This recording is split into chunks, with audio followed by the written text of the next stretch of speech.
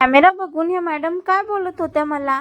नमस्कार मंडळी, तुमचं स्वागत आहे माझ्या नवीन अशा भन्नाट व्लॉगमध्ये.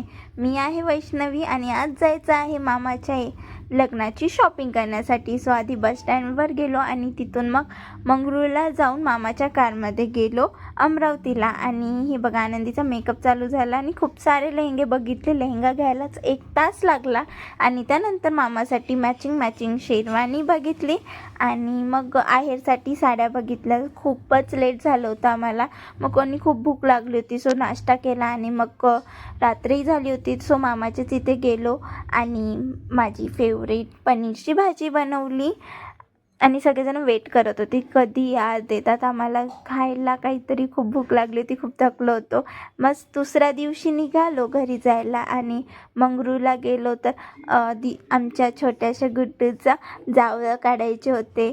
सो खूप रडत होती आणि